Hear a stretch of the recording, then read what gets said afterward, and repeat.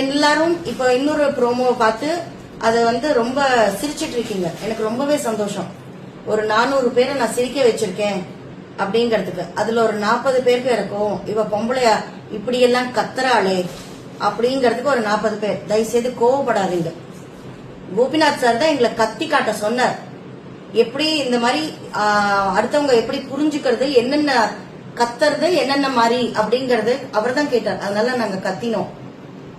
Okay, கத்தினதுக்கு எதிரணில இருந்து சிரிச்சாங்க. அத ஒருத்தர் எங்க சைட்ல இருந்து சொன்னார். அவங்க சிரிக்கிறாங்க, கொஞ்சம் இன்சல்ட் மாதிரி இருக்கு, ஹர்ட் பண்ற மாதிரி இருக்குன்னா அவங்க அப்படிதான் பாஸ் சிரிப்பாங்க அப்படின்னு சொன்னார். அவர் தானே எங்களை கத்த சொன்னது. நாங்க கத்தினோங்கிற போது எதிரணியில யாரும் சிரிச்சிருக்க கூடாது. சிரிச்சாங்களா, அதுவும் பரவாயில்ல. எனக்கு நிஜமாவே சந்தோஷம். உங்களெல்லாம் நான் சிரிக்க வைக்கிறேன். அட்லீஸ்ட் ஒரு 400 பேரை சந்தோஷப்படுத்திருக்கேன். நீங்க எல்லாம் என்ஜாய் பண்றீங்க, உங்க மனசுல இருக்கிற கஷ்டத்தை விட்டு இதை மறந்து இதை சிரிக்கிறீங்கன்னு. அந்த 40 பேர் தயவுசெய்து கோவப்படாதீங்க. இப்போ இதே மாதிரி இருக்கிற இதுல கூடிய விரைவில் நாய் இப்படி எல்லாம் கத்தும், இதுதான் நாய் அப்படிங்கறது போட்டோ காட்டி போடுற ரேஞ்சுக்கு வந்துடும். ஏன்னா நம்ம எல்லாரும் அதுகிட்ட இருக்கிற வெறுப்பை காட்டிட்டு இருக்கிறதுனால என்னதான் ரொம்ப ட்ரோல் பண்ணி மீன்ஸ்க்கு எல்லாம் யூஸ் பண்ணிட்டு இருக்கீங்க, என் குரல் எல்லாம் யூஸ் பண்ணிட்டு இருக்கீங்க.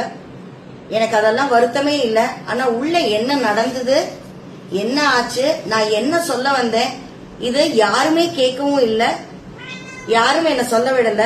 இன்னும் சொல்ல போனா பாதிக்கப்பட்ட அந்த முருகவேல் அவரே சொன்னார். அங்க எதிரணியில தான் உட்கார்ந்து இருந்தார். அவரே சொன்னார், நீங்க என்ன சொல்ல வரீங்கறதே கேட்காம நிறுத்திட்டாங்க. நீங்க ஏதோ பாதிப்பா இருக்கீங்க, உங்களுக்கு பாதிச்சிருக்குங்கிறது தெரிஞ்சது அப்படின்னு அவரே புரிஞ்சுட்டார்.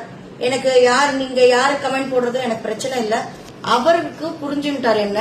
அதனால அது வரைக்கும் எனக்கு ஓகே.